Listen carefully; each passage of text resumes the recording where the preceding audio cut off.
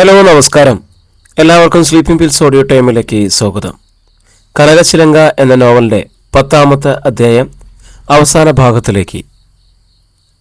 ആ ഉറക്കത്തിൽ നിന്നും ജിജി ഉണർന്നത് വളരെ വൈകിയാണ്. പകൽവട്ടം മുറിയിൽ നിറഞ്ഞിരുന്നു. അവൾ കണ്ണുകൾ തിരുമ്മി എഴുന്നേറ്റിരുന്നു. തിളങ്ങുന്ന മാർബിൾ തറയിൽ ചോരപ്പാടുകൾ. കഴിഞ്ഞ രാത്രി അവൾക്ക് ഓർമ്മ വന്നു. അവൾ നെറ്റിയിൽ തടവി നോക്കി. ചെറിയൊരു തടിപ്പുണ്ട്, നേരിയ നീറ്റിലും. എങ്കിലും സംതൃപ്തി തോന്നുന്നു. കഴിഞ്ഞ രാത്രിയിൽ താൻ ഒരു ഭാര്യയായി മാറി. ഇനിയും മനുവിൻ്റെ പ്രതിഷേധം ദുർബലമായിരിക്കും. മനുവിനെ തന്നെ ഒഴിവാക്കാൻ കഴിയാതായിരിക്കുന്നു. മനു എന്ന കസ്തൂരിമാന് അതിൻ്റെ സുഗന്ധം ബോധ്യമായിരിക്കുന്നു. മനുവിൻ്റെ മാത്രം വിജയമല്ലത്, തൻ്റെ നിരന്തര യജ്ഞത്തിൻ്റെ സാഫല്യം കൂടിയാണ്. ഇപ്പോൾ മനുവിൻ്റെ പ്രശ്നം പാർവതിയോട് ചെയ്ത തെറ്റിനെക്കുറിച്ചോർത്തുള്ള വ്രതം മാത്രമാണ്. 2 വർഷത്തെ ഒരുമിച്ചുള്ള ജീവിതത്തിൽ ഒരാലിംഗനത്തിൻ്റെ മധുരസ്മൃതി പോലും പാർവതിക്ക് നൽകാൻ കഴിഞ്ഞില്ലല്ലോ എന്ന വൃഥ. ഒരുപക്ഷെ എല്ലാവരും കരുതുന്നത് പോലെ പാർവതിയുടേത് ഒരു അപകടമരണം ആയിരുന്നിരിക്കില്ല. പാർവതി ആത്മഹത്യ ചെയ്താവും. അതെ, പാർവതിയെ സംബന്ധിച്ചിടത്തോളം അതിന് ശക്തമായ ഒരു കാരണമുണ്ട്. ഒരുപാട് ത്യാഗങ്ങൾ സഹിച്ച് സ്വന്തമാക്കിയ പുരുഷനോടൊപ്പം ഒരു അവിവാഹിതയെ പോലെ, വിധവയായ പോലെ ജീവിക്കേണ്ടി വരുന്ന അവസ്ഥ. മനുവിൻ്റെ സ്നേഹം നിസ്സീമമായിരിക്കാം. എന്നാൽ പാർവതി ഒരു സ്ത്രീയാണ്, ഒരു ചെറിയ പെൺകുട്ടി. പാർവതിയുടെയും കുറിപ്പുകളിൽ അത് വ്യക്തമാക്കുന്നുണ്ട്. മനുവിൻ്റെ നിർവികാരതയുടെ കാരണം ഒരുപക്ഷെ ആ സാധുവിന് മനസ്സിലാക്കാൻ കഴിഞ്ഞിരിക്കില്ല. അവൾ അതിന് മറ്റു പല വ്യാഖ്യാനങ്ങളും കൽപ്പിച്ചിരിക്കാൻ സാധ്യതയുണ്ട്. പാർവതിയുടെ മരണം ഒരു ആത്മഹത്യയായിരുന്നാൽ അതിലൊട്ടും അത്ഭുതപ്പെടേണ്ടതില്ല. അങ്ങനെയെങ്കിൽ മനുവിൻ്റെ ആ കുറ്റബോധം സ്വാഭാവികമാണ്. കഴിഞ്ഞ രാത്രിയിൽ തന്നോടൊപ്പം കഴിഞ്ഞത് പാർവതിയുടെ ആത്മാവിനോട് ചെയ്ത കൊടും ക്രൂരതയായിട്ട് മനു കരുതുന്നുണ്ട്. ജിജി മുഖമുയർത്തി മനുവിൻ്റെ കിടക്കയിലേക്ക് നോക്കി. വാതിലുകൾ കൊട്ടിയടച്ചിരിക്കുകയാണ്. പുറത്തു നിന്നാണ് ലോക്ക് ചെയ്തിരിക്കുന്നത്. മനു പുറത്തു പോയിരിക്കാം. താനീ വെറും നിലത്ത് ഒരു ശവശരീരം പോലെ കിടന്നിരുന്നപ്പോഴാണ് മനു തന്നെ കടന്ന് പുറത്തേക്ക് പോയത്. ജീവനോടെയാണോ മരിച്ചാണോ കിടക്കുന്നതെന്ന് പോലും മനു അന്വേഷിച്ചില്ലല്ലോ. പാർവതിയുടെ ആത്മാവിനോട് ആ മനസ്സിൻ്റെ കടപ്പാട് തനിക്ക് മനസ്സിലാവുന്നുണ്ട്. പക്ഷേ തൻ്റെ പേർക്കുള്ള ഈ ക്രൂരത, കഴിഞ്ഞ രാത്രിയിലെ ആ ആദ്യാനുഭവം പോലും മനു മറന്നുവല്ലോ. പക്ഷേ ആ ആദ്യാനുഭവം മനുവിൽ പാവബോധമാണ് സൃഷ്ടിച്ചിരിക്കുന്നതെങ്കിലോ പിന്നെ എങ്ങനെ തന്നിലേക്ക് ആ മനസ്സ് ഒഴുകിയെത്തും? പെട്ടെന്നാണ് ജിജി തൊട്ടരികിൽ ടീപ്പോയിൽ അടച്ചു വെച്ചിരുന്ന കപ്പ് കണ്ടത്. അവൾ എഴുന്നേറ്റ് ആകാംക്ഷയോടെ അടപ്പ് തുറന്നു. ചായയാണ്, ചൂടാറിയിട്ടില്ല. തനിക്ക് വേണ്ടി എടുത്തു വെച്ചതാവും. ആരാണ് ചായ ഉണ്ടാക്കിയത്? മനുവോ? ആരാണ്? ജിജിയുടെ ചുണ്ടിൽ അറിയാതെ ഒരു ചിരിയൂറി. ഈ മനു ആരാണ്? ദേവനോ പിശാശോ? അവൾ ചായ ചുണ്ടോട് ചേർത്തു. കപ്പ് കാലിയാക്കി തിരികെ ടീപ്പോയിൽ വെച്ച ശേഷം അവൾ നന്ദിപൂർവ്വം മനുവിൻ്റെ കിടക്കറയുടെ പൂട്ടിയ വാതിൽ മുഖം ചേർത്തു നിന്നു. അപ്പോഴാണ് അവൾക്ക് തോന്നിയത്, ഇനി മുതൽ ഇത് തൻ്റെയും കിടക്കറയല്ലേ, തനിക്ക് അവകാശപ്പെട്ട കിടക്കറ. തന്നെ ഇതിൽ നിന്നും പുറത്താക്കാൻ മനുവിന് ഇനി ഒരിക്കലും കഴിയരുത്. ജിജി ഓടിപ്പോയി കമ്പി കഷ്ണങ്ങളുടെയും ആണികളുടെയും പെട്ടിയെടുത്തുകൊണ്ടുവന്നു.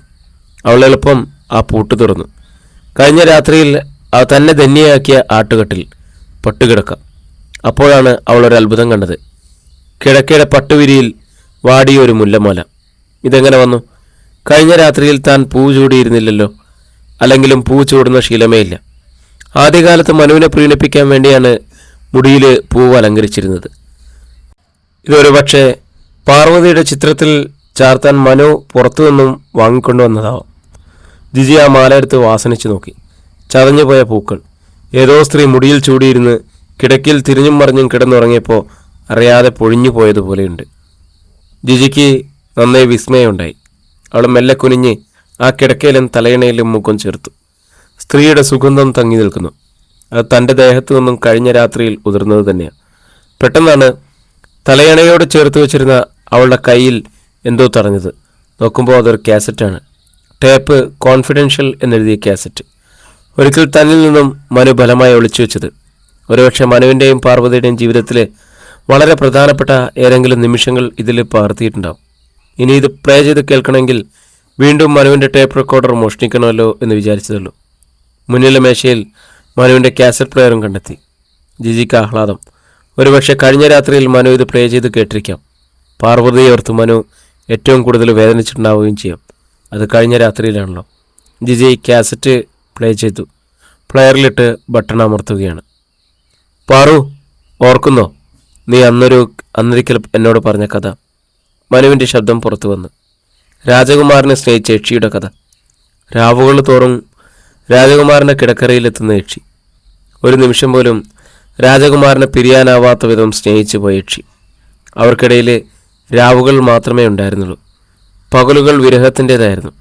രാജകുമാരനോടൊപ്പം ആ ഒരു മനുഷ്യ സ്ത്രീയായിട്ട് പകലുകളിൽ കൂടി കൊട്ടാരത്തിൽ തങ്ങാൻ മനുഷ്യൻ്റെ നിയമം യക്ഷിയെ അനുവദിക്കുന്നില്ല.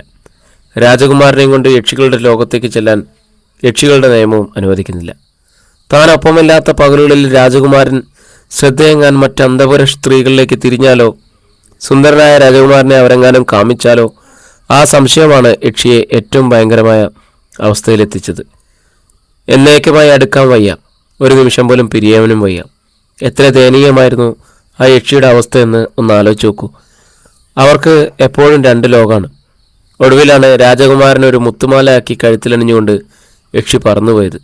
രാത്രിയിൽ മുത്തുമാല വീണ്ടും രാജകുമാരനാവും. യക്ഷിയും കുമാരനും ഒരുമിച്ചിറങ്ങും. കുമാരനെ മറ്റാരും കാമിക്കില്ല. കുമാരൻ മറ്റൊരു സ്ത്രീയെ ശ്രദ്ധിക്കുകയില്ല. എന്തൊരു സുഖം! യക്ഷിക്ക് എന്തൊരു സമാധാനം! ഇപ്പോൾ ഈ കഥ ഓർത്തതെന്തിനാ? ഒട്ടുകിണ്ടിയിലേക്ക് തീർത്ഥജലം പോരുമ്പോൾ പാർവതിയുടെ മൃദുസ്വരം. ഇപ്പോൾ ആ യക്ഷിയുടെ അവസ്ഥയാണ് എൻ്റേത്. മനുവിൻ്റെ ശബ്ദം പുതറി. ഒരു നേരം നിന്നെ എനിക്ക് പിരിയാൻ വയ്യ. ഏതു നേരം നിന്നെ എസ്റ്റേറ്റിലേക്ക് കൊണ്ടുപോകാനും വയ്യ. പലരുടെയും കണ്ണുകൾ നിന്റെ മുഖത്താണ്. ചെറുപ്പക്കാരെല്ലാം ഓരോ കാരണങ്ങളുണ്ടാക്കി പറഞ്ഞയച്ചു. പക്ഷെ ചെറുപ്പക്കാരേക്കാൾ ഭയങ്കരമാർ മധ്യവയസ്കരാണെന്ന് ഇപ്പോൾ തോന്നുന്നു. നിന്നെ ഇങ്ങനെ സ്ഥിരമായി വീട്ടിനുള്ളിൽ പൂട്ടിയിടാനും ഇനി കഴിയില്ല. സിബിയും പപ്പയും എല്ലാം ഇപ്പോൾ തന്നെ സംശയമുണ്ടെന്ന് തോന്നുന്നു. നിന്റെ മാതാപിതാക്കൾക്കും ഒരു നാളെ സംഗതി പിടികിട്ടും. അവരെന്നെ ഒരു ക്രിമിനലാക്കും, അല്ലെങ്കിൽ ഭ്രാന്തൻ, അല്ലെങ്കിൽ നമുക്ക് മരിക്കാം എങ്ങനെയെങ്കിലും. നോക്കൂ പാറു, എന്തൊരവസ്ഥയാണ് എൻ്റെതെന്ന് നോക്കൂ.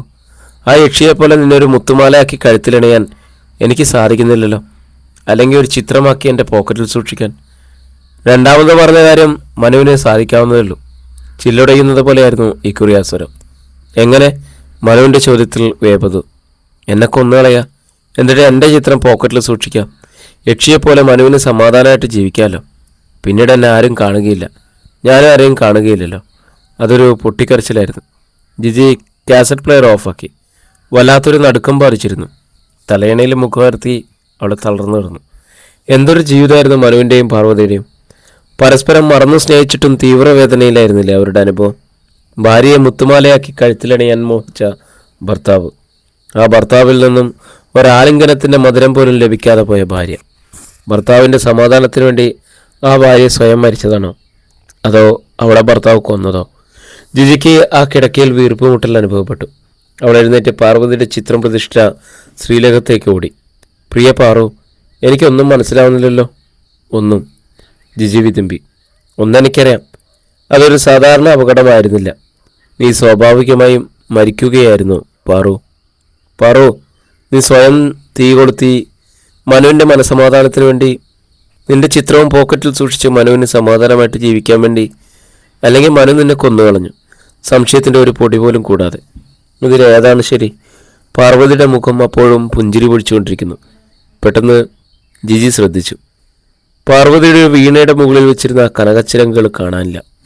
അവൾ വല്ലാതെ വിസ്മയാധീനമായി. മനു അത് എടുത്തു മാറ്റിയതാണോ? എങ്കിൽ എങ്ങനെ? ജിജി നിന്ന് കിതച്ചു. സാവധാനം അവൾ സ്വന്തം കിടക്കറയിലെത്തി. സ്ക്രിബ്ലിംഗ് പാഡും പേനയെടുത്തു. ഹൃദയം കടലാസിലേക്ക് പാർന്നു. പാർവതിയുടെ കഥ, ഇനിയും പൂർത്തിയായിട്ടില്ലാത്ത കഥ. ഇനി എന്തെങ്കിലും അത് പൂർത്തിയാകുമോ? ജിജി സ്വയം ചോദിച്ചു. കുത്തിക്കുറച്ച കടലാസുകളുമായിട്ട് അവൾ കിടക്കയിലേക്ക് വീണു. വളരെ നീണ്ട ഉറക്കത്തിന് ശേഷം ജിജി മിഴികൾ തുറക്കുമ്പോൾ മുന്നിലെ കസേരയിൽ മനുണ്ടായിരുന്നു. ആ കൈകളിൽ ജിജി എഴുതിയ പാർവതിയുടെ കഥ. ജിജി ചാടി എഴുന്നേറ്റ് കടലാസിൽ പെടുത്തിട്ടു. മനു അത് വായിക്കരുത്. മനു അവളെ തട്ടിയെറിഞ്ഞു. ജിജി തെറിച്ച് കിടക്കയിലേക്ക് തന്നെ വീണു. ആ നിമിഷത്തിൽ ജിജി വീണ്ടും തൻ്റെ സ്ക്രിബ്ലിംഗ് പാഡിനായി കൈനീട്ടിക്കൊണ്ട് എഴുന്നേറ്റു. കത്തുന്ന കൈകളോടെ അവളെ നോക്കിക്കൊണ്ട് മനു ചോദിച്ചു, നിനക്കെന്താണ് അറിയേണ്ടത്? പാർവതി എങ്ങനെ മരിച്ചെന്നോ? എങ്കിൽ കേട്ടോളൂ. ഞാൻ അവൻ്റെ സ്വരം വല്ലാതെ വിറച്ചു. അവളെ കൊന്നു. പിന്നെ ടീപ്പോയിൽ നിന്നും ഒരു തീപ്പെട്ടി തപ്പിയെടുത്ത് ആ കടലാസ് കെട്ടിന് തീ കൊടുത്തു. തീനാമ്പുകൾ മുറിയിൽ അങ്ങിങ്ങ് പറന്നു നടന്നു. പിന്നെ കരിഞ്ഞ ചുരുളുകൾ താഴേക്ക് ചിതറി വീണു. അധ്യായം 30. മുറിയിൽ അങ്ങിങ്ങ് വീണ് കിടക്കുന്ന കറുത്ത ചുരുളുകളിലേക്ക് നോക്കി ജിജി വിങ്ങിപ്പൊട്ടി. പിന്നെ ധൃതിയിലെ ധൈര്യം സംഭരിച്ച് മനുവിൻ്റെ നേർക്ക് മുഖം ഉയർത്തി. ക്രമേണ അവളുടെ മുഖം രോക്ഷം കൊണ്ട് തിളച്ചു. ആ കടലാസിൽ കുത്തിക്കുറിച്ചവ മനുവിനെ കത്തിച്ചു കളയാൻ കഴിഞ്ഞു. എന്നാൽ എൻ്റെ ഹൃദയത്തിൽ കുറിച്ചവയോ, അത് ഞാൻ ഈ ലോകത്തോട് വിളിച്ചു പറയും. അല്ലെങ്കിൽ മനുവിനെ എന്നെയും കത്തിച്ചു കളയേണ്ടി വരും, പാർവതിയെ ചെയ്തതുപോലെ. പാർവതിയെ ചെയ്തതുപോലെയോ? മനു അത്ഭുതത്തിൽ അവളുടെ കണ്ണുകളിലേക്ക് നോക്കി. അതെ അതെ, മനു ഓർക്കുന്നോ, അന്ന് ആദ്യമായിട്ട് ഞാൻ നീലഗിരീസിലെത്തിയ ദിവസം നമ്മളൊന്നിച്ച് ഒരു ഹോട്ടലിൽ നിന്നും അത്താഴം കഴിച്ചതും ടൊമാറ്റോ സൂപ്പ് കണ്ട് ചോര ചോര എന്ന് മനു ഒച്ച വെച്ചതും മനുവിൻ്റെ മനസ്സിൽ അമർത്തി വെച്ചിരുന്ന കുറ്റബോധം അന്നേ എനിക്ക് വ്യക്തമായി. നിങ്ങളൊരു കൊലപാതകയാണെന്ന് അറിഞ്ഞാൽ പോലും എനിക്ക് അത്ഭുതം തോന്നുകയില്ല. അന്നേ ഞാൻ ഡയറിയിൽ കുറിച്ചിട്ടുണ്ട്. അപ്പോൾ ഞാനൊരു കൊലപാതകയാണെന്ന സംശയത്തോടെ തന്നെയാണ് നീ എൻ്റെ ഒപ്പം കൂടിയത്. സംശയമേ ഉണ്ടായിരുന്നുള്ളൂ, ഇപ്പോൾ അത് തീർച്ചയായി. എങ്കിൽ ഇപ്പോഴെങ്കിലും നിനക്കെന്നെ വിട്ടുപോയിക്കൂടെ? നിനക്ക് നിൻ്റെ ജീവനെങ്കിലും രക്ഷിക്കാമല്ലോ. വേണ്ട, നിങ്ങളെ പിരിഞ്ഞിട്ട് എനിക്ക് ജീവിക്കണ്ട. എൻ്റെ രക്ഷ മാത്രമാണ് ഞാൻ ചിന്തിച്ചിരുന്നതെങ്കിൽ എനിക്ക് എത്രയോ നേരത്തെ ഇവിടെ നിന്ന് രക്ഷപ്പെടാമായിരുന്നു. ഇതൊരു കൂടാണെങ്കിൽ ഈ കൂടിനെ സ്നേഹിക്കുന്ന പക്ഷിയാണ് ഞാൻ. അല്ലെങ്കിൽ അഗ്നിയാണെന്ന് അറിഞ്ഞതുകൊണ്ട് തന്നെ ഈ ശലഭം നിങ്ങളെ വിടാതെ പ്രദക്ഷിണം വയ്ക്കട്ടെ. ചിറക് കരിഞ്ഞോട്ടെ, ജീവൻ എരിഞ്ഞോട്ടെ. മരണം കൊണ്ടല്ലാതെ ഞാൻ ഈ ദീപം വിട്ടുപോകുകയില്ല. നിന്നെയും ഞാൻ കൊന്നുപോയാൽ സാരമില്ല മനു. മനുവിൻ്റെ ആരും സംശയിക്കാതിരിക്കാൻ ആത്മഹത്യ ചെയ്യുകയാണെന്ന് ഞാൻ എഴുതി വെക്കാം. മരണത്തിനപ്പുറം ഒരു കോടതിയുണ്ടെങ്കിൽ അവിടെയും മനുവിന് വേണ്ടി കൈയുയർത്താൻ എൻ്റെ ആത്മാവെത്തും. പെട്ടെന്ന് മനു ഇരു കൈകളും കൊണ്ട് മുഖം പൊത്തി ഏങ്ങി ഏങ്ങി കരയാൻ തുടങ്ങി. എല്ലാവരും എന്നെ സ്നേഹിച്ചു, പാറും നീയുമല്ല. എല്ലാവർക്കും ഞാൻ കൊടുത്തതോ ദുഃഖം, തീരാത്ത ദുഃഖം. മനു തിരിഞ്ഞ് മുറിവിട്ടുപോയി. ജിജി സ്തബ്ധയായി നോക്കി നിന്നു. മനു പാർവതിയെ കൊന്നതാണെന്ന് സമ്മതിക്കുന്നു. താനങ്ങനെ സംശയിച്ചപ്പോൾ പെട്ടെന്ന് ഒരു വാശിക്ക് മനു കുറ്റമേറ്റതാണോ, അതോ യാഥാർത്ഥമായ മറ്റൊരു കുറ്റസമ്മതമാണോ? മനു നിരപരാധിയായിരുന്നെങ്കിലെന്ന് മനസ്സ് കൊതിച്ചു പോകുന്നു. മനുവിൻ്റെ ശാന്തവും ദീപ്തവുമായ മുഖം കാണുമ്പോൾ, വിങ്ങി വിതുമ്പുന്ന ആ സംസാരം കേൾക്കുമ്പോൾ, മുൻപും പിൻപും മറന്ന് ആ പിന്നാലെ ഓടിപ്പോന്ന പെൺകുട്ടിയുടെ ജീവൻ ഒരു വിളക്കിണയ്ക്കുന്നത് പോലെ ഇല്ലായ്മ ചെയ്യാൻ അയാൾക്ക് കഴിയുമെന്ന് വിശ്വസിക്കുക വയ്യ. സ്നേഹിച്ച് കൊല്ലുക എന്ന് കേട്ടിട്ടുണ്ട്. മനുവിൻ്റെ രീതിയും അതാണ്. കാമിതാവോ കാമിനിയോ കൈവിട്ടു പോകുമ്പോൾ ആ വ്യക്തിയെ കൊന്നുകളയാൻ മടിക്കാത്ത ഇണകളുടെ കഥകളും കേട്ടിട്ടുണ്ട്. സ്നേഹം കൊണ്ട് കൊല്ലുക. പക്ഷെ അത് സത്യമാണോ? കടുത്ത സ്വാർത്ഥതയല്ലേ? മാപ്പർഹിക്കാത്ത തെറ്റല്ലേ? എങ്കിലും മനുവിനെ കുറ്റവാളിയാക്കാൻ തനിക്ക് വയ്യ. മനുവിൻ്റെ നേർക്ക് വിരൽ ചൂണ്ടാൻ വയ്യ. മനുവിനെ വെറുക്കാൻ വയ്യ, ഉപേക്ഷിക്കാൻ വയ്യ. ഇതൊരു തരം അടിമത്തമല്ലേ? എങ്കിലും ഈ ചങ്ങലയെപ്പോലും താൻ സ്നേഹിക്കുന്നു. ജിജി സാവധാനം പുറത്തേക്ക് നടന്നു. മനു എവിടേക്കാണ് പോയത്? എസ്റ്റേറ്റിലേക്ക് തന്നെ മടങ്ങിയിരിക്കുമോ? എല്ലാവരും സ്നേഹിച്ചു എന്ന് പറഞ്ഞ് വിങ്ങിക്കറിയുന്ന ആ മുഖം മനസ്സിൽ നിറഞ്ഞു നിൽക്കുന്നു. ഒരു കൊലപാതകയുടേതല്ല ആ ദുഃഖം. ആ കണ്ണുകളിൽ സ്നേഹം വിതുമ്പുന്നു. ഇല്ല, ഒരു ഉറുമ്പിനെ പോലും കൊല്ലുവാൻ മനുവിന് കഴിയില്ല. എന്താണ് സത്യം? ഒന്ന് തീർച്ചയുണ്ട്. ഒന്നുകിൽ മനു ഒരു പരമസാധു, അല്ലെങ്കിൽ ഒരു അതിഭയങ്കരൻ. പെട്ടെന്ന് പുറത്ത് മനുവിൻ്റെ ശബ്ദം കേട്ടു. ജിജി ജനലിൻ്റെ കൊളുത്തെടുത്ത് ഒരു പാളി തുറന്നു നോക്കി. ഔട്ട് ഹൗസിൻ്റെ പോർച്ചിൽ മനു. കോലപ്പൻ എന്ന വിരൂപനായ പരിചാരകന്റെ ചുമലിൽ മുഖമണച്ച് മനു വിങ്ങിപ്പൊട്ടിക്കരയുന്നു. കോലപ്പൻ്റെ കറുത്തു മെല്ലിച്ച കൈകൾ മനുവിൻ്റെ ശിരസിലൂടെ നീങ്ങുന്നു. ജിജിക്ക് ആ രംഗം അവിശ്വസനീയമായി തോന്നി. കോലപ്പന് മനു ഒരുപാട് സ്വാതന്ത്ര്യം നൽകിയിട്ടുള്ളതറിയാം, ഒരുപാട് വിശ്വാസവും. ഹംസ തടാകമെന്ന ഈ കൊട്ടാരത്തിലെ വാതിലുകളെല്ലാം ഈ 2 താക്കോലുകൾ വീതമാണുള്ളത്. അവയിലൊന്ന് മനു, മറ്റൊന്ന് കോലപ്പനും സൂക്ഷിക്കുന്നു. എസ്റ്റേറ്റിലെ നിരവധി തൊഴിലാളികളുണ്ടെങ്കിലും കോലപ്പന് മാത്രമാണ് ഈ പരിഗണന. നീലഗിരിയിൽ മനുവിന് മറ്റു സുഹൃത്തോ ബന്ധുവോ ഇല്ല. സ്വന്തം പപ്പയോടോ അനുജനോടോ പ്രകടിപ്പിക്കാത്ത അടുപ്പമാണ്, ഭാര്യയായി തന്നോട് പോലുമില്ലാത്ത ആത്മാർത്ഥത. എന്താണ് ഇതിൻ്റെ പിന്നിൽ? കോലപ്പനും വിരൂപനും വൃദ്ധനുമായതുകൊണ്ടാണോ മനു അയാളെ ഇത്രയേറെ വിശ്വസിക്കുന്നത്? ജിജി വാതിൽ തുറന്ന് പുറത്തേക്കിറങ്ങി. അപ്പോഴേക്കും മനുവും ഔട്ട് ഹൗസിൽ നിന്നും പൂമുഖത്തെത്തിയിരുന്നു. എന്തായിരുന്നു കോലപ്പനായിട്ട്? ജിജി വെച്ചു. എന്തായാലും നിനക്കെന്താ? സ്വന്തം ഭാര്യയ്ക്ക് നൽകാത്ത പ്രാധാന്യം, വിശ്വാസം വെറുമൊരു പരിചാരകരെ നൽകിയാൽ ആരാണ് സംശയിക്കാത്തത്? ആരാണ് അത്ഭുതപ്പെടാത്തത്? എങ്കിൽ കേട്ടോളൂ, കോലപ്പൻ എനിക്ക് വെറും ഒരു പരിചാരകനല്ല, എൻ്റെ എല്ലാമാണ്. എൻ്റെ പപ്പയെക്കാളും എനിക്ക് വലുതാണ്. എനിക്ക് തല്ലാനും കൊല്ലാനും അവകാശമുണ്ട്. എനിക്ക് വേണ്ടി ചാവാൻ അയാളും തയ്യാറാണ്. എങ്കിൽ മനുവിന് ആ അവകാശമുണ്ടല്ലോ. മനുവിന് വേണ്ടി ചാകാൻ ഞാനും തയ്യാറാണല്ലോ. പക്ഷേ നിനക്കെന്നെ മനസ്സിലാക്കാൻ കഴിയില്ല. എൻ്റെ സങ്കടം നിനക്കും മനസ്സിലാവില്ല. മനു ധൃതിയിൽ അകത്തേക്ക് നടന്നു. അതേ വേഗത്തിൽ ജിജിയും പിന്നാലെ ചെന്നു. ഒരു കാര്യം അറിഞ്ഞാൽ കൊള്ളാം. പെട്ടെന്ന് മനു ചോദ്യഭാവത്തിൽ തിരിഞ്ഞു നോക്കി. കഴിഞ്ഞ രാത്രിയിൽ ഞാൻ പൂവ് ചൂടിയിരുന്നില്ല. പക്ഷെ മനുവിൻ്റെ കിടക്കയിൽ വാടിയ പൂമാല കണ്ടു. മനുവിന് ഒരു ഞെട്ടലുണ്ടായി. ആ മുഖത്ത് രക്തം ഇരച്ചെത്തി. നീ അപ്പോൾ കള്ളത്താക്കോലിട്ട് എൻ്റെ കിടക്കയും തുറന്നു അല്ലേ? അതിപ്പോൾ മനുവിൻ്റെ മാത്രം കിടക്കറയല്ലല്ലോ. ശരി, എങ്കിലും ഇനി കള്ളത്താക്കോൽ ഉപയോഗിക്കണ്ട. പോക്കറ്റിൽ നിന്ന് മനു താക്കോൽക്കൂട്ടം എടുത്ത് ജിജിയുടെ കൈത്തലത്തിലേക്ക് ഇട്ടു. എൻ്റെ രഹസ്യങ്ങൾ കണ്ടെത്തുകയാണല്ലോ നിൻ്റെ ഉദ്ദേശം. പക്ഷെ നീ ഒന്ന് മനസ്സിലാക്കണം, ചില രഹസ്യങ്ങൾ വേദനാജനകങ്ങളാണ്. അത് അറിയാതിരുന്നെങ്കിൽ ഇന്ന് പിന്നീട് നീ ആഗ്രഹിച്ചേക്കാം. ദമ്പതിമാർക്കിടയിൽ രഹസ്യം ആവശ്യമില്ലെന്നാണ് എൻ്റെ പക്ഷം. ആട്ടെ, ഞാൻ തർക്കിക്കുന്നില്ല. പക്ഷെ ജിജി ഓർക്കുന്നു, ഈ 4 കെട്ടിൽ കടക്കാൻ പോലും ആദ്യം നിന്നെ ഞാൻ അനുവദിച്ചിരുന്നില്ല. എന്നാൽ എൻ്റെ അനുവാദമില്ലാതെ തന്നെ നീ ഇതിനുള്ളിൽ കടന്നു. ഞാൻ നിഷേധിച്ചില്ല. ഞാൻ നിഷേധിച്ചതെല്ലാം നീ പിടിച്ചു വാങ്ങി. ഞാൻ എതിർത്തതെല്ലാം നീ എന്നെക്കൊണ്ട് ചെയ്യിച്ചു. നീ എൻ്റെ ഭാര്യയെ, നീ എൻ്റെ കിടക്കറ പങ്കിട്ടു, നിൻ്റെ ഹൃദയം പങ്കുവച്ചു. പാർവതിക്ക് മാത്രമായി ഞാൻ സൂക്ഷിച്ചതെല്ലാം ഇപ്പോൾ നിൻ്റേതുമായി. നീ എന്നെ തോൽപ്പിച്ചു. പക്ഷെ ജിജി, മനുവിൻ്റെ സ്വരേടറി. ആരാണ് തോറ്റതെന്ന് ഇപ്പം നീ അറിയുന്നുണ്ടാവില്ല. യുദ്ധം ചെയ്തു നീ സ്വന്തമാക്കിയത് എന്താണെന്ന്. നിർത്തു മനു. ജിജി ഓടിച്ചെന്ന് മനുവിൻ്റെ കൈ കവർന്നു. പിന്നെ മനുവിൻ്റെ നെഞ്ചിൽ മുഖം ചേർത്തു. എനിക്കെല്ലാം അറിയാം മനു, എല്ലാം. ഇല്ല ജിജി, നിൻ്റെ ഉത്സാഹത്തിനും അപ്പുറത്താണ് സത്യം. ആ സത്യം എത്ര ഭയങ്കരമായാലും ഞാൻ സഹിക്കും. രാജകുമാരനെ സ്നേഹിച്ച യക്ഷിയെപ്പോലെ മനു പാർവതിയെ ഒരു മാലയാക്കി കഴുത്തിലിട്ടു. അല്ലെങ്കിൽ പാർവതിയെ കൊന്നിട്ട് ഒരു ചിത്രത്തിലാക്കി പോക്കറ്റിൽ സൂക്ഷിക്കുന്നു. ഞാനത് പൊറുക്കും. മനു ഒരു കൊലപാതകയായാലും മനോരോഗിയായാലും മഹാരോഗിയായാലും ഞാൻ പൊറുക്കും. എനിക്കും മനുവിനും എൻ്റേത് മാത്രമായി കിട്ടിയാൽ മതി, മറ്റവകാശികളില്ലാതെ. മറ്റവകാശി ഉണ്ടായാലോ? പാർവതിയും ഞാനും കൂടാതെ നീയും ഒരു അവകാശിയോ? പാർവതിയുടെ അവകാശം ഇനിയും തീരെഴുതിയിട്ടില്ലെന്ന് മനസ്സിലാക്കണം. പാർവതിയുടെ ആത്മാവിൻ്റെ അവകാശമല്ലേ? ആ ചിത്രത്തിൽ നമുക്ക് മുടങ്ങാതെ ഒരു മാല ചേർത്താം. പാർവതി ഒരു ചിത്രം അല്ലെങ്കിലും ആ ചിത്രത്തിൽ നിന്ന് അവൾ പുനർജനിച്ചു വന്നാൽ ജിജിയിൽ വല്ലാത്തൊരു നടുക്കുണ്ടായി. ആ നടുക്കത്തിൽ നിന്നും അവൾ ഉണർന്നപ്പോൾ മനു നടന്നു നീങ്ങിയിരുന്നു. ഒരു ചോദ്യം കൂടി മനു, ജിജി വിളിച്ചു പറഞ്ഞു. ശ്രീലകത്ത് വെച്ചിരുന്ന പാർവതിയുടെ ആ കനകച്ചിലങ്കയുടെ? മനു നിന്നില്ല, തിരിഞ്ഞു നോക്കിയില്ല, മറുപടി പറഞ്ഞില്ല. അല്പം കഴിഞ്ഞപ്പോൾ അകത്തേക്ക് പോയി അതേ വേഗത്തിൽ മനു പുറത്തേക്ക് വന്നു. ജിജിയെ ശ്രദ്ധിക്കാതെ തിടുക്കത്തിൽ വാതിൽ കടന്നു മറഞ്ഞു. സന്ധ്യയ്ക്ക് സുഗന്ധമലിയിച്ച ചെറുചൂട് വെള്ളത്തിൽ കുളി കഴിഞ്ഞ് ഒരു വധുവിനെ പോലെ അണിഞ്ഞൊരുങ്ങി ജിജി ഹംസതടാകത്തിൻ്റെ പൂമുഖപ്പടിയിൽ കാത്തിരുന്നു. പാതിരാവ് കഴിഞ്ഞിട്ടും പക്ഷെ മനു തിരിച്ചെത്തിയില്ല. മനുവില്ലാതെ തനിക്കെന്തിനീ മനുവിൻ്റെ കിടക്കറ? മനുവില്ലാതെ തനിക്കെന്തിനീ താക്കോൽക്കൂട്ടം? മനുവിൻ്റെ മനസ്സിൽ ലഭിക്കാതെ തനിക്കെന്തിനീ ഭാര്യപദം? പൂമുഖവാതിൽ ചാരാതെ തന്നെ ജിജി ഇടനാഴിയിലെ മാർബിൾ തറയിൽ കമന്നു കിടന്നു. അവളുടെ കണ്ണീര് മാർബിളിലെ നനവുണ്ടാക്കി. എന്നാൽ പ്രഭാതത്തിൽ ജിജിയെ വിളിച്ചുണർത്തി സുപ്രഭാതം ആശംസിക്കാൻ മുമ്പിൽ മനു ഉണ്ടായിരുന്നു. ഐ ആം സോറി ജിജി, ഞാൻ മടങ്ങി വന്നപ്പോൾ ഒരുപാട് വൈകി. ഞാനല്ലേ സോറി പറയേണ്ടത് മനു? ജിജി കണ്ണീരൊപ്പി. മനുവില്ലാതെ എനിക്കെന്തിനാ മനുവിൻ്റെ കിടക്കറ?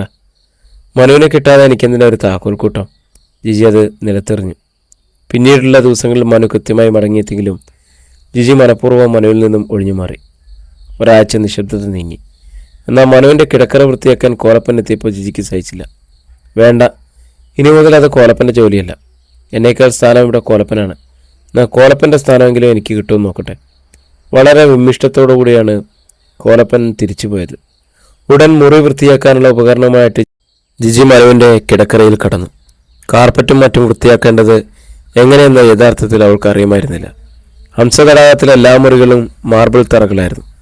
മനുവിൻ്റെ കിടക്കറയിൽ മാത്രമാണ് കാർപ്പറ്റ് ഉപയോഗിച്ചിരിക്കുന്നത്. കാർപ്പറ്റിൽ സ്ഥാപിച്ചിരിക്കുന്ന വസ്തുക്കൾ എടുത്തു മാറ്റിയ ശേഷം ജിജി ആദ്യം തന്നെ കാർപ്പറ്റ് വലിച്ചെടുത്തു. ചുരുട്ടി ഒരു കോണിൽ വെച്ചു. ഡസ്റ്റ് ക്ലീനറുമായി അവൾ ചുറ്റും നോക്കി. അപ്പോഴാണ് അവൾ അത്ഭുതം കണ്ടത്. കിടക്കറയുടെ തറ മാർബിളായിരുന്നില്ല, തിളങ്ങുന്ന വിധം പോളിഷ് ചെയ്ത പലകകളാണ്. മാത്രമല്ല, മനു ഉറങ്ങുന്ന ആട്ടുകട്ടിലിന് തൊട്ടുതാഴെ പലകയിൽ സമചതുരാകൃതിയിൽ ഒരടപ്പ്, എടുത്തുയർത്താൻ പാകത്തിൽ അതിനൊരു ചെറുപിടിയും. വിസ്മയസ്തബ്ധയായി ജിജി ഒരു നിമിഷം നിശ്ചലം നിന്നുപോയി. പിന്നെ അവൾ മെല്ലെ കുനിഞ്ഞു. മുട്ടുകുത്തി ആട്ടുകട്ടലിൻ്റെ അടിയിലേക്ക് നീണ്ടു. വളരെ ശ്രദ്ധയോടെ ആ ചെറുപിടിയിൽ പിടിച്ച് അടപ്പുയർത്തി. പെട്ടെന്ന് താഴെ ഒരറ പ്രത്യക്ഷമായി. ഒപ്പം ചിലങ്കകളുടെ കിലുകിലാരവും ജതികളുടെ ഒരു ഘോഷം. അധ്യായം 31.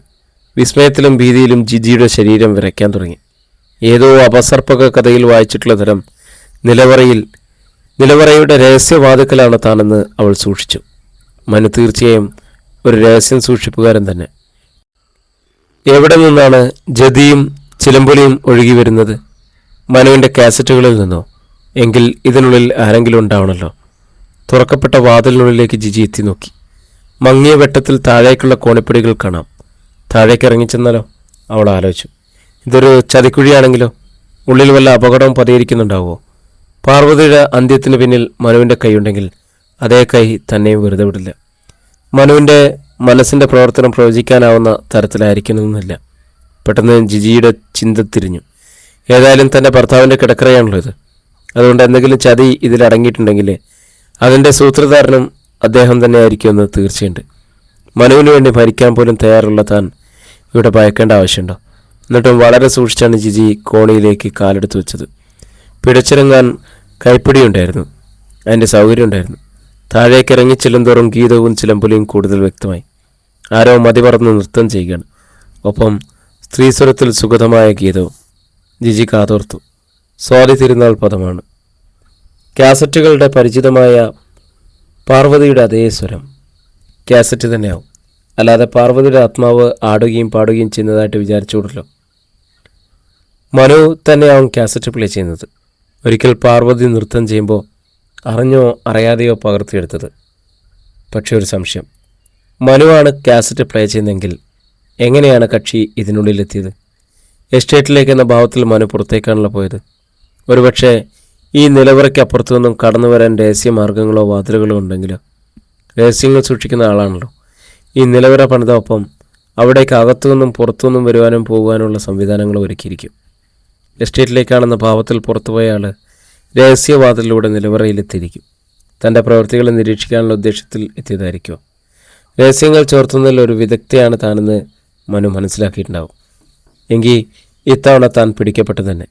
കോണിയുടെ താഴത്തെ പടിയിൽ ജിജി കുലുങ്ങി നിന്നു. മുറിയിൽ മങ്ങിയ വെളിച്ചമുണ്ട്.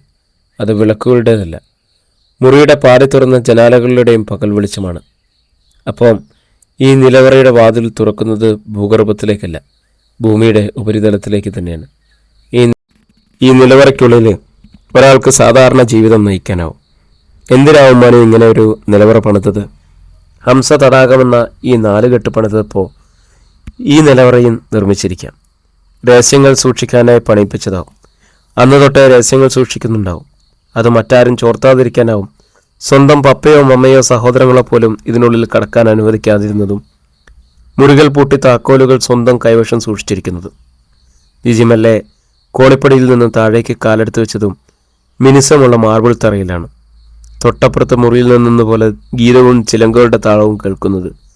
അവിടേക്കുള്ള വാതിൽ ചാരിയിട്ടേ ഉള്ളൂ. ചെന്ന് തുറന്നു നോക്കിയാണോ?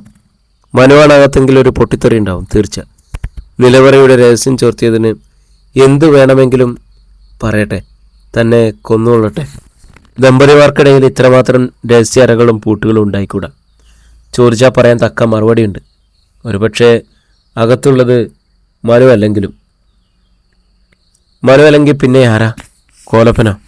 എങ്കിൽ കൈയോടെ പിടിച്ചിട്ടേ ഉള്ളൂ. ഭാര്യയ്ക്കില്ലാത്ത സ്വാതന്ത്ര്യം വിരൂപിയായ ഒരു പരിചാരകനോ? അയാളത്ര മിടുക്കനാവണ്ട. തലതിരിഞ്ഞു പോയ യജമാനെ പരിചാരകൻ ഒരു പാവയാക്കി മാറ്റുകയാണ്. ജിക്ക് ദേഷ്യവും ആവേശമുണ്ടായി. അപ്പോഴേക്കും നൃത്തഗീതം ഉച്ചസ്ഥയിലെത്തിയിരുന്നു. ഉടൻ ജിജി ചെന്ന് വാതിൽ തുറന്നു. അവളെ സ്തബ്ധയായി, ഭയപരവശയായി. മുന്നിൽ കണ്ടത് മനുവല്ല, കോലപ്പനല്ല. നൃത്തവേഷത്തിൽ അതിസുന്ദരിയായ ഒരു പെൺകിടാവ്. അവൾ സ്വയം മറന്നാടുകയാണ്. ജിജി കണ്ണുകൾ മിഴിച്ച് നിന്നുപോയി. കാണുന്നത് ഒരു സ്വപ്നമാണോ അതോ കാഴ്ചഭ്രമമോ? പരിചിതമായ മുഖം, പരിചിതമായ സ്വരം. പാർവതി. ആ ശ്രീലകത്ത് കണ്ട ചിത്രത്തിലെ അതേ മുഖം, കാസറ്റുകളിൽ കേട്ട അതേ സ്വരം. ഗ്യാസ് സിലിണ്ടർ പൊട്ടിത്തെറിച്ചപ്പോഴും കത്തിക്കരിഞ്ഞുപോയ പാർവതി. അപ്പോൾ പിന്നെ ഇതാര്? പാർവതിയുടെ പ്രേതോ? പ്രേതങ്ങളെക്കുറിച്ചുള്ള കഥകൾ സത്യമാണോ? ഭയത്തിൽ ജിജി 2 അടി പിന്നോട്ട് വെച്ചു. അപ്പോഴേക്കും നർത്തകി ജിജിയെ കണ്ടു കഴിഞ്ഞു. അവളുടെ മുഖത്തും അമ്പരപ്പ് പ്രകടമായി. ചുവടുകൾ നിലച്ചു, മുദ്രകൾ അഴിഞ്ഞു, ചിലങ്കകൾ നിശബ്ദമായി. ഗീതം പുറപ്പെട്ടിരുന്ന അതരങ്ങൾ കൂമ്പിയടഞ്ഞു. വേപതുവോടെ ജിജി ആ രൂപത്തെ പ്രത്യംഗം പഠിക്കുകയായിരുന്നു. കനകച്ചിലങ്കകൾ കെട്ടിയ ചെമ്പഞ്ഞിച്ചാറ് പുരണ്ട അരിപ്പാവുകളെപ്പോലെ ആ തുടുത്ത പാദങ്ങൾ മാർബിൾ തറയിൽ വ്യക്തമായും പതിഞ്ഞിട്ടുണ്ട്. ആ ഉടയാടകൾ നാട്ടിലെ തുണിക്കടയിൽ കിട്ടുന്ന കാഞ്ചീപുരം പട്ടുകൊണ്ടാണ് തുന്നിച്ചിരിക്കുന്നത്. ആ മുടിയിലെ മുല്ലപ്പൂക്കൾ വാടാൻ തുടങ്ങിയിരിക്കുന്നു. രക്തത്തിലും മാംസത്തിലും തീർത്ത ഒരു മനുഷ്യ പെൺകുട്ടി തന്നെയാണ് ഇവള്. സംഭ്രമത്താൽ അവളുടെ നെറ്റിയിലും മൂക്കിനും ഇടയിലും വേർപ്പ് പൊടിയുന്നുണ്ട്. പ്രേതത്തെക്കുറിച്ചുള്ള സങ്കല്പകഥകളുമായി ഈ പെൺകുട്ടി പൊരുത്തപ്പെടുന്നില്ല. പാർവതി അല്ലെങ്കിൽ പാർവതിയുമായി വല്ലാത്ത രൂപസാദൃശ്യമുള്ള ഒരു പെൺകുട്ടി. പാർവതിക്ക് സഹോദരിമാരില്ലെന്നറിയാം. പാർവതിയുടെ മരണം സ്ഥിരീകരിക്കപ്പെട്ടതുമാണ്. ആ കത്തിക്കരിഞ്ഞ ജഡം പാർവതിയുടെയും മനുവിൻ്റെയും കുടുംബാംഗങ്ങളാണ് കണ്ടതാണ്. കോലപ്പൽ പോലും അതിൻ്റെ ഭീകരതയെക്കുറിച്ച് വർണ്ണിച്ചിട്ടുണ്ട്. എങ്കിലും ഇവളാരാ? ഇവളെങ്ങനെ ഈ നിലവറയ്ക്കുള്ളിൽ വന്നു? നീ ആരാ? സ്വയം അറിയാതെയാണ് ജിജി ചോദിച്ചു. ഇത് അവളുടെ മുഴുവൻ ഭയവും സംഭ്രമവും ആ ചോദ്യത്തിൽ പ്രകടമായിരുന്നു. നർത്തകിയിലും ആ ചോദ്യം നടുക്കവും ഭയവുമാണ് ഉണ്ടാക്കിയത്. ഒരു നിമിഷത്തിന് ശേഷം മെല്ലെ മുഖമിളക്കിക്കൊണ്ട് അവൾ ശബ്ദിച്ചു, ഞാൻ ആരുമല്ല. അവളുടെ കണ്ണുകൾ നിറയുകയും ചുണ്ടുകൾ വിതുമ്പുകയും ചെയ്തു. പെട്ടെന്ന് ജിജിക്ക് തൻ്റെ മുന്നിൽ നിൽക്കുന്ന യുവതിയോട് സ്നേഹവും സഹാനുഭൂതിയും തോന്നി. അവൾ അല്പം കൂടി ആ സുന്ദരിയുടെ അടുത്തു. ആരുമല്ലെന്ന് പറഞ്ഞ പാർവതിയെപ്പോലെ തന്നെ. പാർവതിയുടെ ആരാണ് കുട്ടി? അതോ പാർവതി മരിച്ചിട്ടില്ലെന്നോ? പെട്ടെന്ന് ഒരു പൊട്ടിത്തെറിയിലെന്നോണം ആ യുവതി ജിജിയുടെ ചുമലിലേക്ക് വീണു. ഹൃദയം തകരും വിധം പൊട്ടിക്കരഞ്ഞു. ജിജിയുടെ ബുദ്ധിയിൽ അപ്പോൾ ഒരു സ്ഫോടനമുണ്ടായി. ഒരുപക്ഷെ ഇവിടെ പാർവതി തന്നെയാണോ?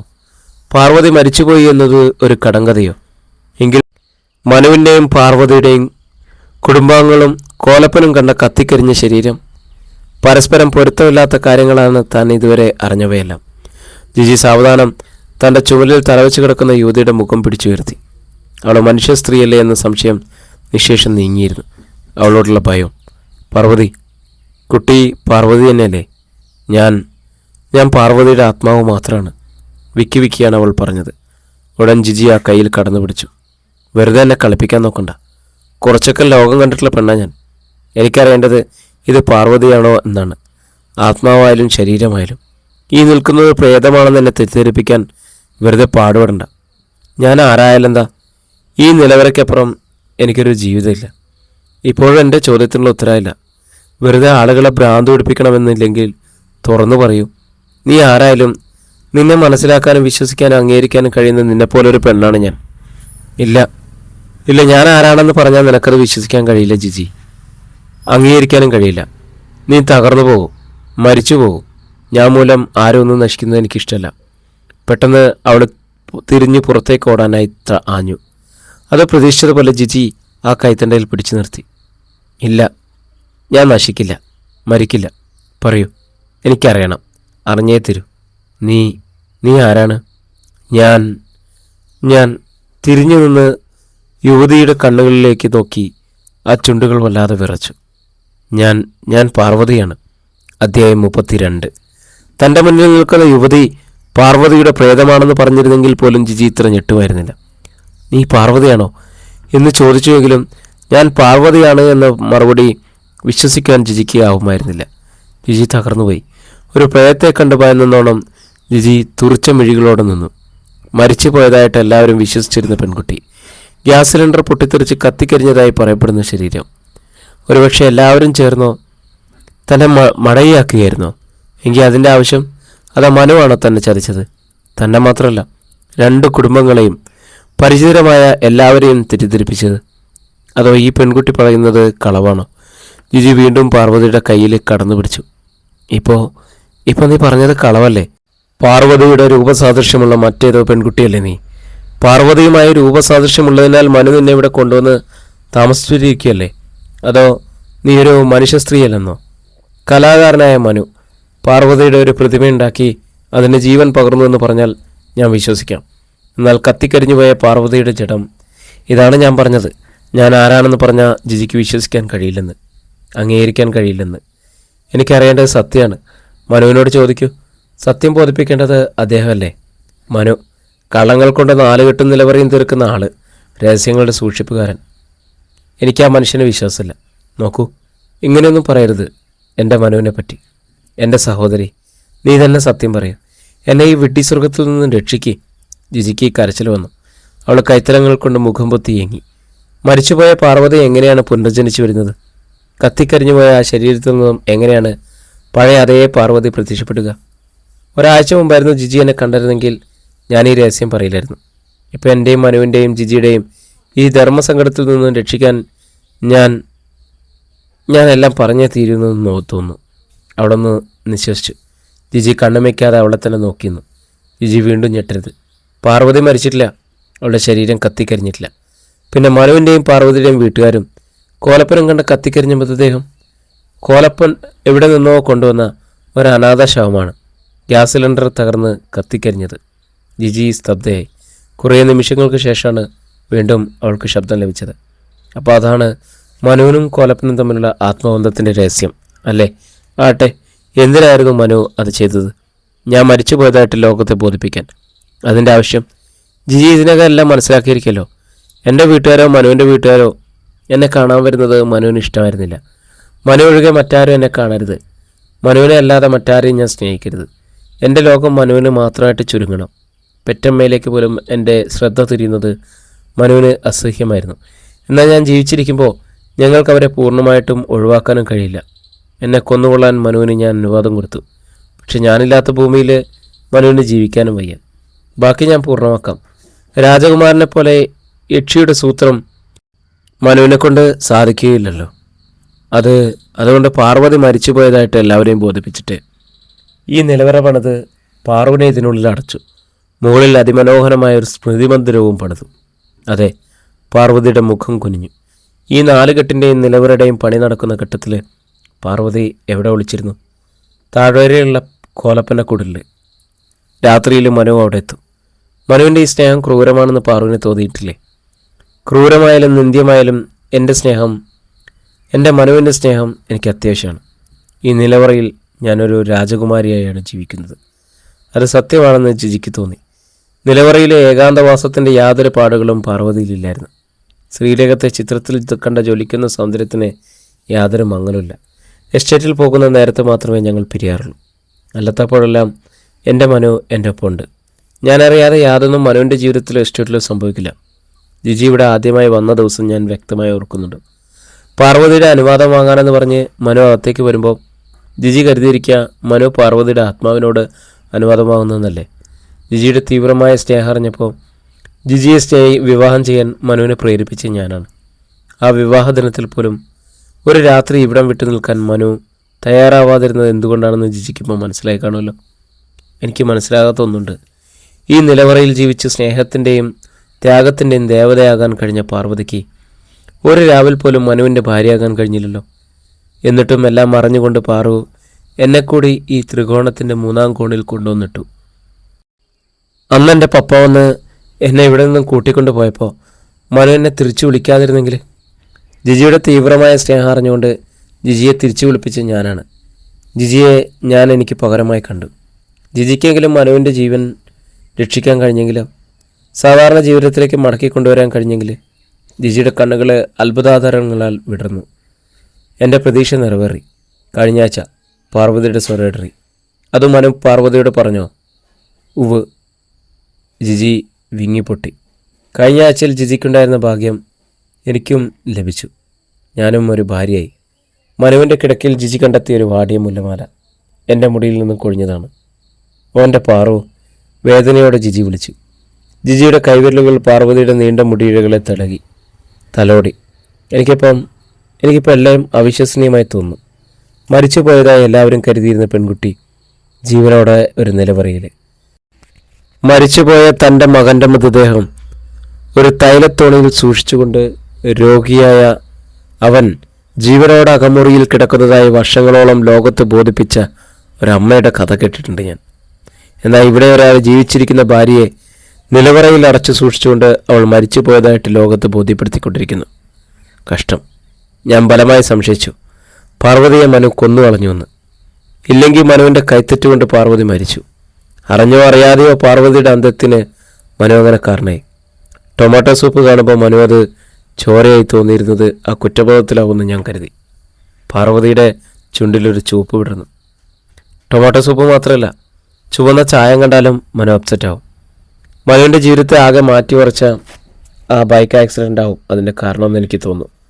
ചോര കണ്ടാൽ മനുവിന് തലയുറ്റും, ഉച്ചത്തിൽ കാറിക്കറയും.